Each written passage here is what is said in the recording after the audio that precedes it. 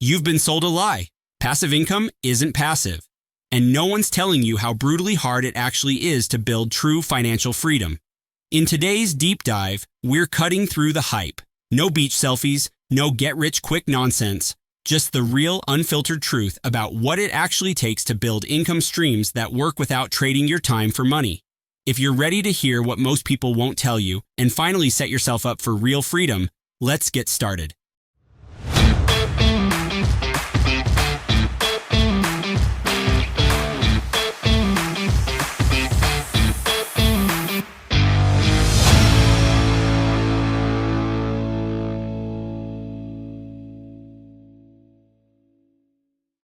Okay, picture this. You're catching up with some friends, maybe on a weekend away or something. Mm-hmm.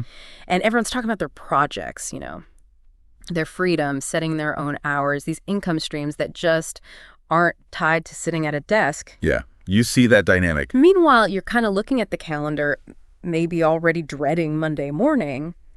That feeling like you're on a totally different track, but you want that same control. Yeah.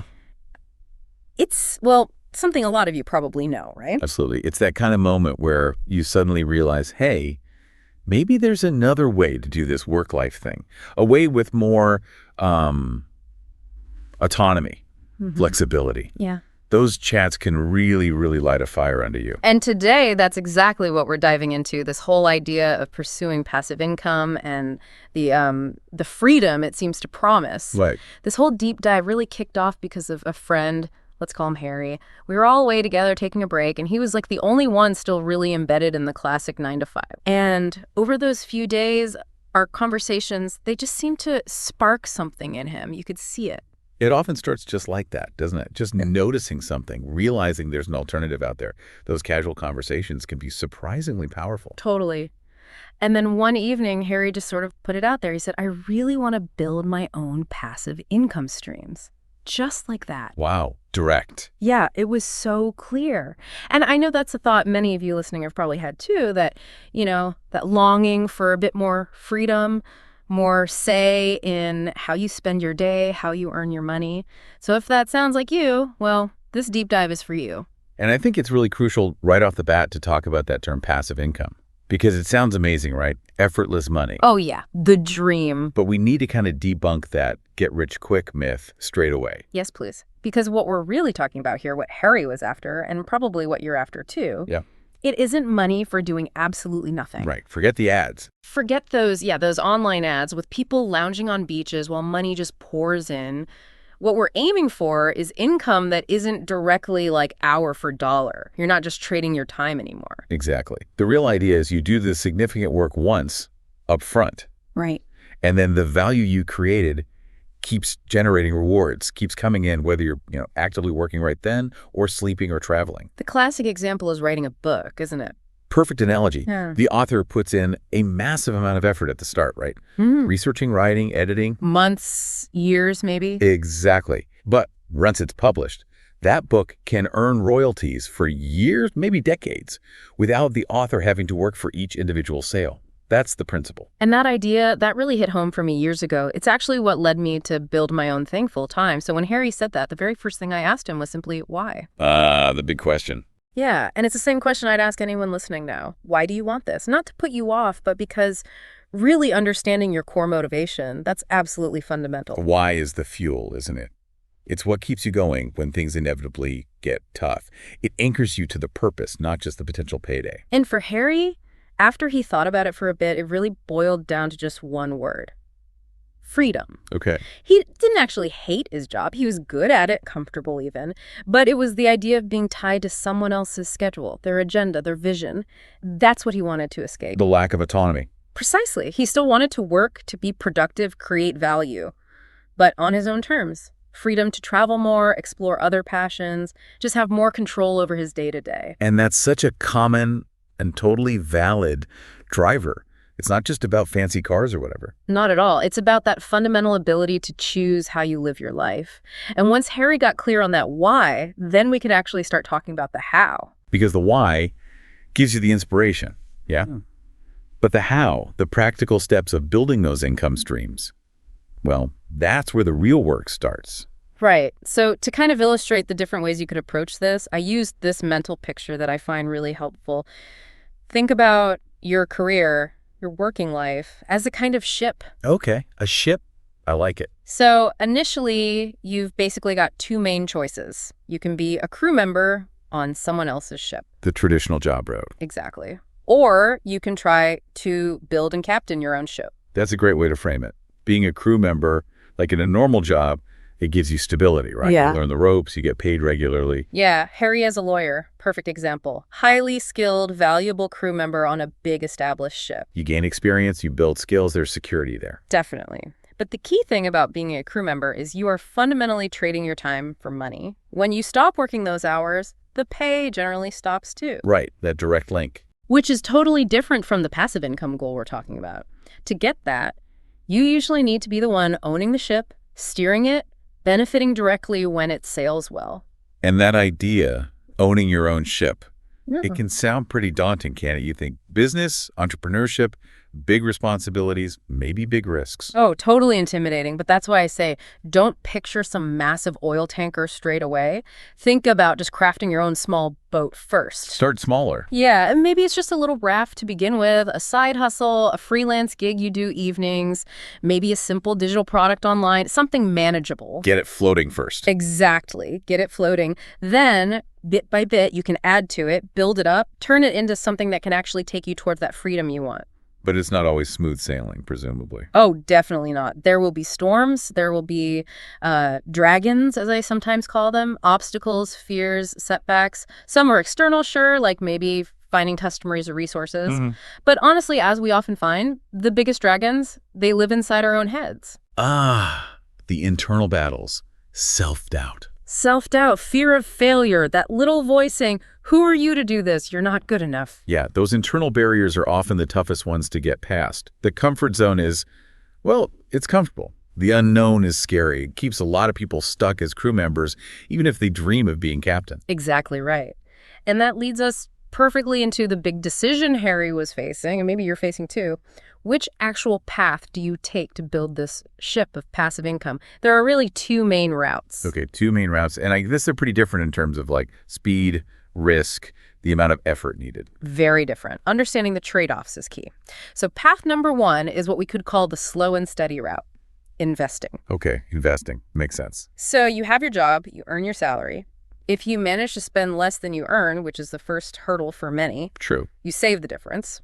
And with those savings, you can start to invest. The absolute basic is a savings account, right? But we all know the returns there are, well, pretty minimal usually. Yeah, safe, but not exactly going to generate massive income quickly. So the stock market. Exactly. You buy shares in companies, basically becoming a tiny part owner, or you buy into funds that hold lots of shares, like an S&P 500 tracker fund. Diversification. Right. And historically, something like the S&P 500 has returned, on average, maybe around 7% per year after you account for inflation. Okay, so that's growth. Yes.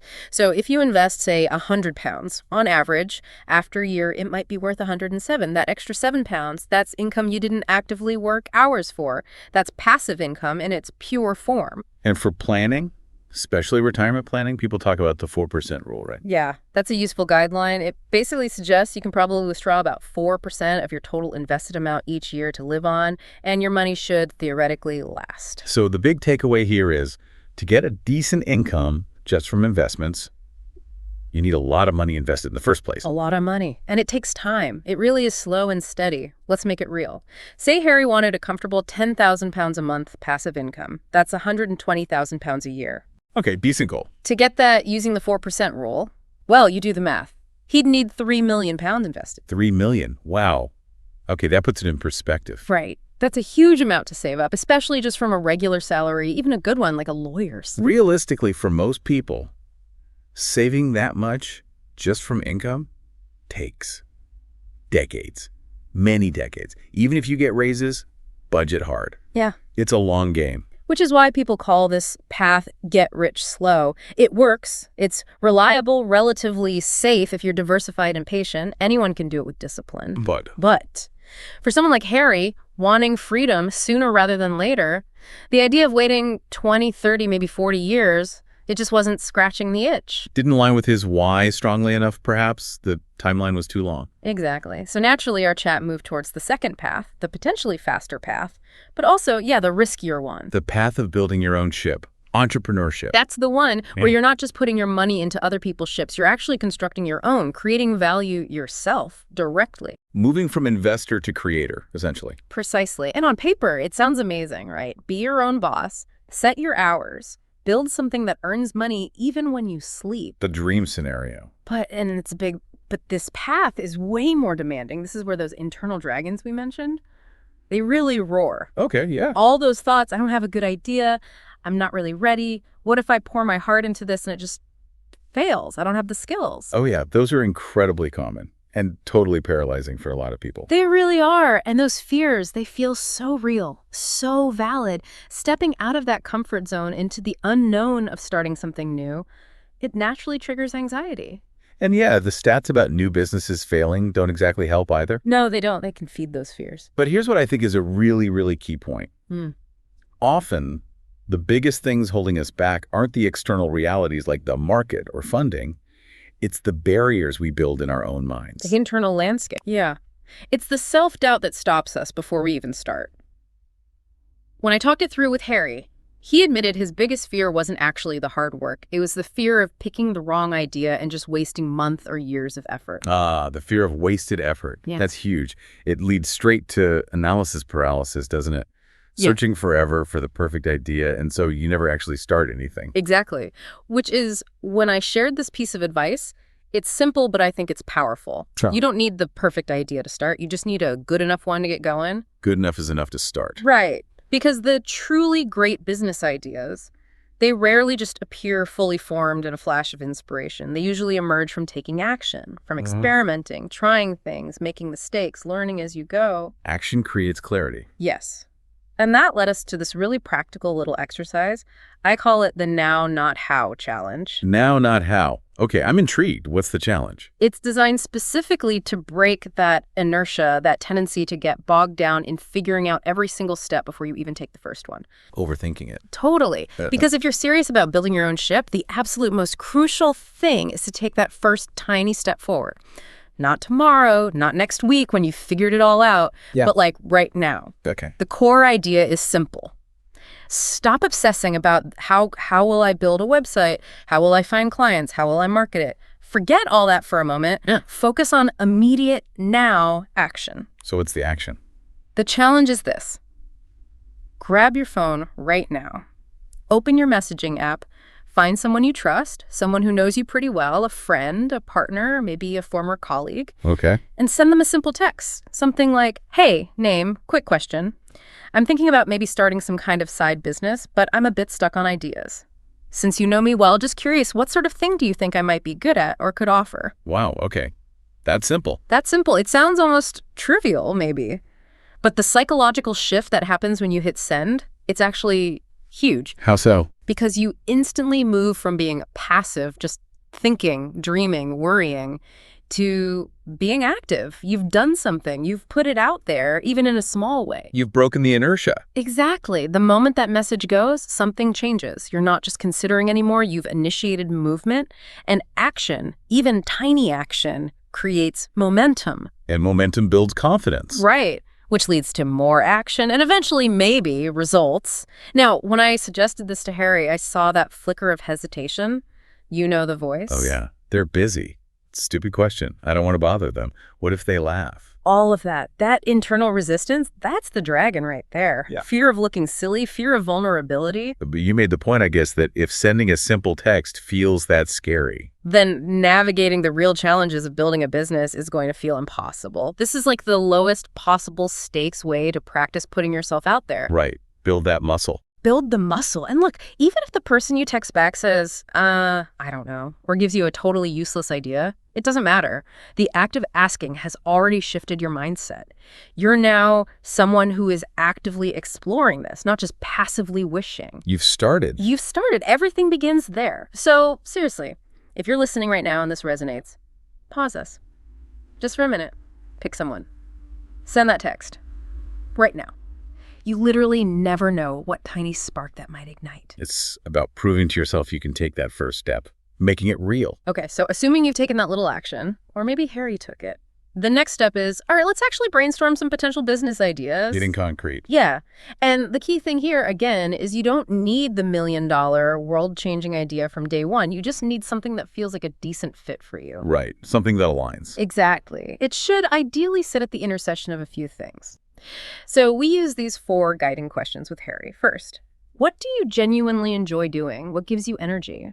Okay. Enjoyment. Crucial for sticking with it. Second, what are you actually good at? What skills or talents do you have, even if you take them for granted? Your strengths. Third, what is actually useful to other people? What problems can you solve? What needs can you meet? Value creation. And fourth, the practical one. What might people actually pay money for? Is there a market for this? Enjoyment, skills, usefulness, market. Got it. That's a solid framework. Yeah, it helps structure the thinking. And honestly, Harry didn't have instant answers. Most people don't. It took some chatting, some reflecting, kind of digging a bit. It's a process. Definitely. But eventually, some interesting things surfaced. For enjoyment, he realized he actually quite liked writing. Not legal documents necessarily, but expressing ideas, crafting arguments. It was a creative outlet. Okay, writing. Then, skills. What was he good at? Turns out he had this real knack for emotional intelligence. You know, reading people, understanding dynamics, managing his own reactions, influencing others calmly. Super valuable in law, apparently. Hugely valuable and often quite underdeveloped, especially in high-pressure professions. Exactly what he said. He'd seen how crucial it was and how often people struggled with it. So that ticked the skill box and hinted at usefulness. A powerful combination already. An enjoyable activity plus an in-demand skill. Right. Then question 3. Is emotional intelligence useful to others, especially in his network? Well, absolutely yes. Dealing with clients, opposing counsel, judges, managing teams. It's critical everywhere in the professional world. No question. Huge asset. And finally, number 4. Would people pay for help with this? We looked at the corporate training market. Companies spend billions on professional development, leadership, communication. Emotional intelligence fits right in. Especially targeted training. Yeah. And we even noted there seemed to be a particular gap or need, perhaps, for men in these professional roles to consciously develop these skills. It wasn't always focused on them. Interesting niche, so bringing it all together. Suddenly, the pieces clicked. We could see a clear potential idea.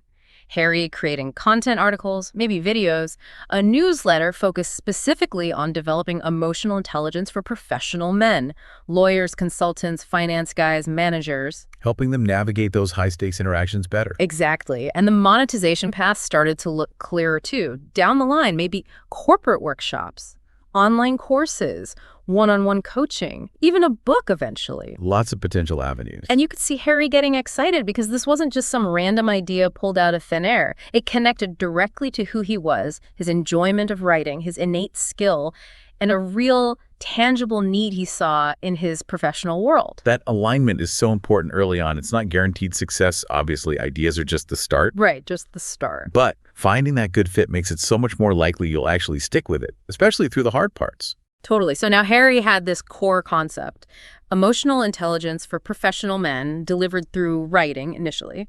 But the next big question was, okay, how do you actually build this thing? A strategy question. Yeah, because even with a decent idea, there are different ways to approach turning it into a business, into something that generates that passive income eventually. For him, it kind of boiled down to 2 main strategic paths. Path 1, build an audience first. Okay. Path 2, offer a service straight away. Audience first versus service first. Got it.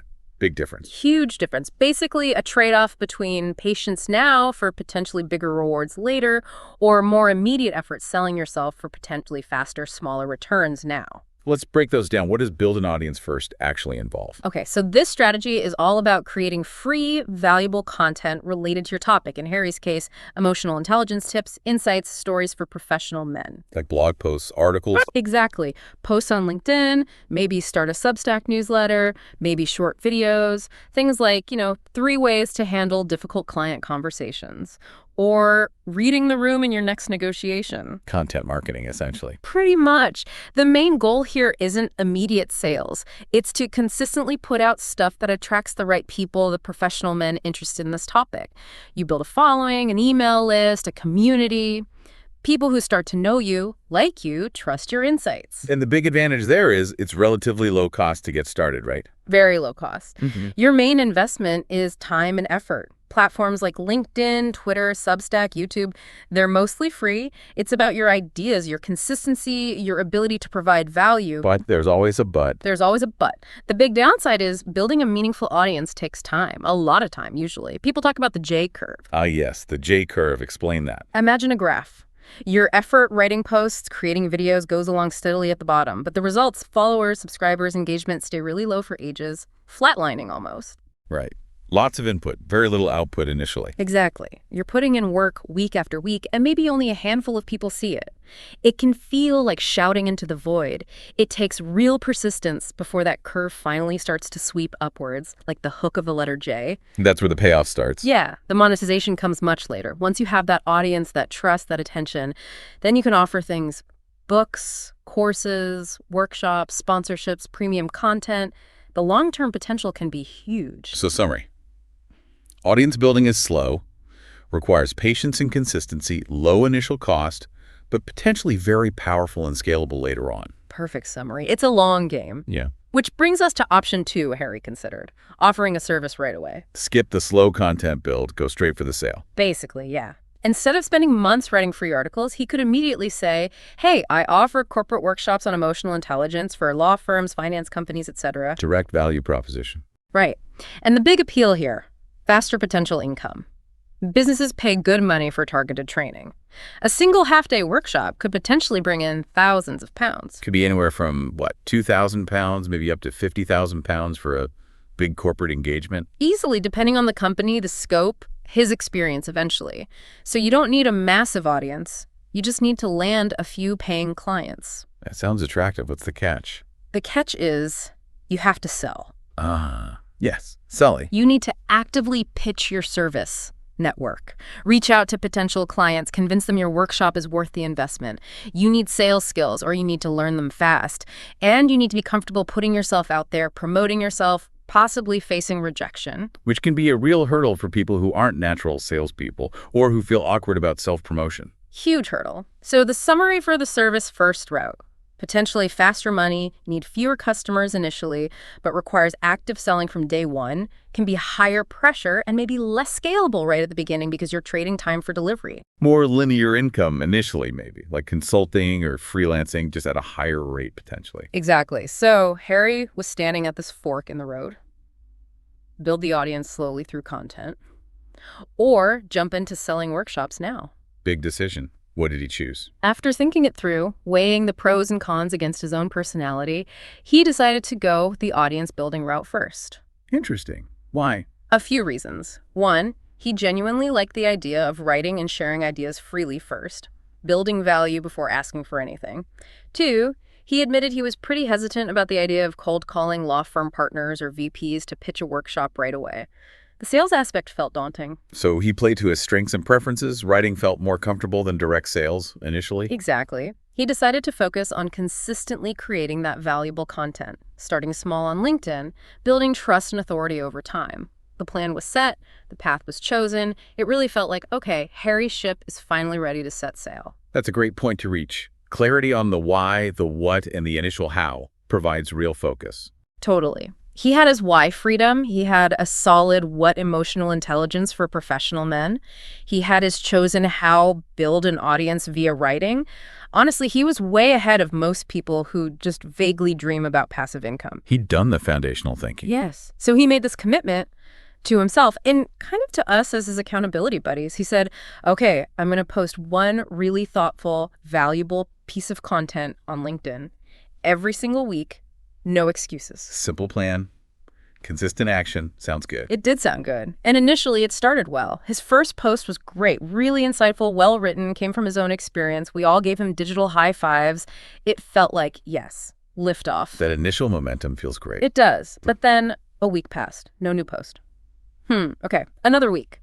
Still silence. Uh-oh. We checked in gently. Oh yeah, sorry, life just got really busy last week. Okay, fair enough, happens to everyone. It does. The following week, he did post again. Another good one. Yeah, but then crickets for the next 2 weeks. The pattern starts to emerge. Yeah. Good intentions followed by inaction. About 2 months later, we asked him again, hey, how's the writing project going? And the answer was kind of sheepish. Man, I just haven't had the time. The classic reason, no time. The classic reason. And here's why we need to get maybe a little bit real, a bit tough love, perhaps. When people say, I don't have the time, 9 times out of 10, what they really mean is, it wasn't a priority. Exactly, because let's be honest, Harry wasn't suddenly working 100-hour weeks. He could have found an hour or two per week to write a post if it had been a true non-negotiable priority. The perceived urgency wasn't there, maybe. I think that's part of it. But the deeper issue, the one so many of us face, is the challenge of maintaining consistency when you're not getting immediate results.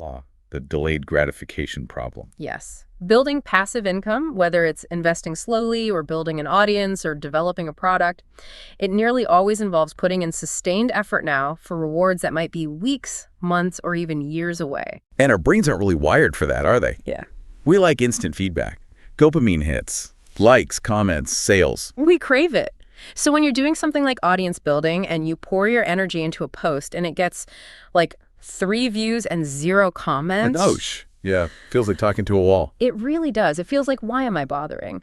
And if you don't find some intrinsic enjoyment in the process of writing or creating or whatever it is, that lack of external validation makes it incredibly easy to just stop. Let it slide.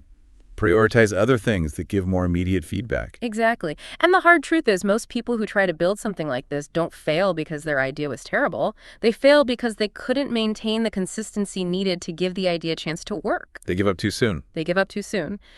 Harry's story isn't unusual at all. It's probably the most common story for aspiring creators and entrepreneurs.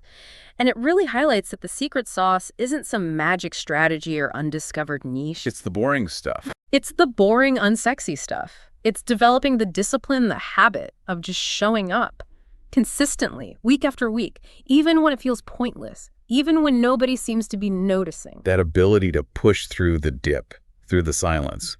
That's the real differentiator. It absolutely is. Which means the real dragon you need to slay on this journey. It's not usually market conditions or finding the perfect idea. It's your own internal resistance. Your doubts, your impatience. Your impatience, your fear of looking stupid, your tendency to prioritize immediate comfort over long-term goals. If you can figure out how to manage that, how to just keep going, honestly, you can probably build almost anything. So that brings us back to the core question. Why is building passive income so hard then, if the strategies exist? It's hard because it demands something that's actually quite unnatural for us. It demands extraordinary consistency, often in the complete absence of immediate reward. Doing the work without the instant payoff. Exactly. Passive income fundamentally comes from building assets, things that generate value over time without your constant direct input. Like what kind of assets? Could be content, like articles or videos that people keep finding. Could be financial capital, your investments growing. Could be software code, an app that keeps working. Could be a system, a business process. Things that work for you. Right. But all these assets require a big upfront investment. Time, energy, money, learning, before they start spitting out that passive income. It's like the flywheel analogy comes to mind. Oh, the flywheel is perfect here. Jim Collins, right. Picture this huge heavy metal disc, massive thing. Okay. And your job is to get it spinning. Your first push, it barely moves, maybe an inch. You push again, just as hard, still barely moving. It's exhausting, painful work. Feels futile. Like, is this even doing anything? Exactly. You're pouring in effort, you're sweating, you're questioning everything. But if you keep pushing consistently in the same direction, eventually, slowly, the flywheel starts to turn a bit more easily. It builds momentum. It builds momentum. And then after maybe hundreds or thousands of pushes, it gets to a point where it starts spinning faster and faster under its own weight. And eventually, it's spinning so fast, it generates its own power, and keeping it going takes much less effort. That's the breakthrough point. That's the breakthrough. That's the point where the passive income starts to flow more easily. That's the freedom kicking in. But you have to get through that initial brutal phase of pushing with seemingly no results. And most people quit during that phase. Almost everyone quits during that phase. They get impatient. They expect results too quickly. They think it should take weeks or months. But building something truly sustainable, something that spins on its own, it often takes years of consistent pushing. So extraordinary results require sustained effort over the long haul. No shortcuts. No real shortcuts, which leads to a final crucial insight, I think. If you have to push that hard for that long, it helps enormously if you actually enjoy the pushing. Find enjoyment in the process itself, not just a distant goal. Yes. If you genuinely love writing, like Harry potentially did, you'll keep writing even when only 10 people read it, because the act of writing is rewarding in itself. If you love coding, you'll keep coding before you have users. If you love teaching, you'll keep creating courses. Intrinsic motivation, it fuels the consistency. It's the most powerful fuel there is. It helps you outlast everyone else who's just chasing the quick win or the external validation. Harry's story, well, it's still playing out, but his experience really hammered home this truth for me. Building freedom isn't just about finding the right strategy on paper. It's about the inner game. It's about the inner game, your habits, your mindset, your relationship with the work itself. It's about becoming the kind of person who keeps showing up, keeps pushing that flywheel, even when it feels like nothing's happening. Because eventually, if you don't quit, Eventually, if you persist, that wheel will start to spin. And when it does, honestly, it can change everything. shifting from seeing the work only as a means to an end to finding value and, maybe even joy in the building process. Exactly. So as we kind of wrap up this deep dive, if you're out there listening and you're dreaming about passive income, about getting some of your time back, having more control, just remember this. It's not going to happen by accident. No magic wands. No magic wands. It won't happen overnight. It takes real commitment. Not just a wish, but like a deep down decision to consistently take those small steps, even when they feel tiny, even when you don't see the results yet. That initial phase of building freedom often requires more work, not less, right? Often, yes. It's an investment phase. It's going to test your patience, your discipline, your belief. But the potential payoff is huge. The potential payoff is huge. So take heart. That consistent effort, even when no one's clapping, it really can lead to amazing, surprising places down the road. Just be wary of falling into the trap of only living what some call a resume life. Explain that.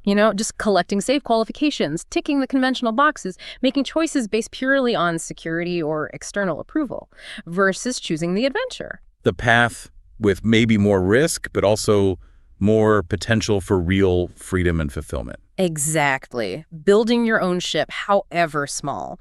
So if listening to this has sparked anything in you, even a tiny flicker of maybe I could, please don't let that spark just fade out by tomorrow. Take action. Now, not how. Take some action. Send that text we talked about. Write down that first messy idea. Make that one phone call. Just take the very first step, however imperfect it feels. You don't need the whole map, just the next step. You just need the next step, start moving, because the moment you do, you stop being just a passenger dreaming about a different destination, and you start becoming the captain of your own journey, even if your ship is just a tiny raft right now. And steering your own raft, even in choppy waters. It's got to be more fulfilling than standing on the shore your whole life wondering, what if? Right. So choose the adventure. Don't just build the resume. A powerful thought to end on. And maybe one final thing for everyone to chew on. What's one small shipbuilding action, however tiny, that you could take today towards creating your own version of freedom? Thank you for listening. If this episode resonated with you, the best way to support the podcast is to hit like, subscribe to the channel, and share it with someone who needs to hear it. Every bit of support helps us keep creating content that actually matters. See you in the next one.